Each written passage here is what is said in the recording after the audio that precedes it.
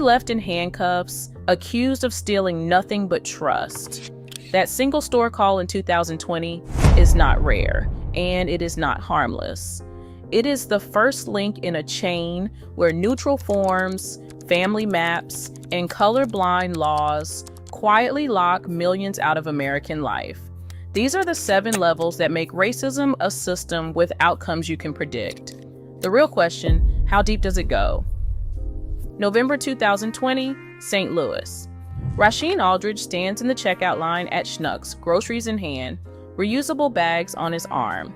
A white customer points him out and says he looks suspicious. The store employee does not argue, does not ask for proof, just follows the script. Policy says bag checks for suspicious items. The memo does not mention race, but it does not have to. The store calls the police. Aldridge ends up in handcuffs. No theft, no evidence, just a protocol that turns a shopping trip into a spectacle. The store later apologizes, but the damage is already done. Class action lawsuit, diversity training, a press release. Behind closed doors, leaked employee threads show confusion. Nobody wants to be the bad guy, but nobody wants to lose their job either. The routine suspicion, the quiet humiliation, all stamped as loss prevention.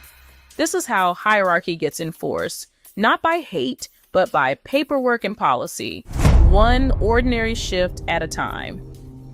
Atlanta, 1937. A banker sits behind a desk, flipping through loan paperwork stamped with a bright red D4. That label, marked hazardous, locks out the entire Sweet Auburn neighborhood from home loans, not by accident, but by design.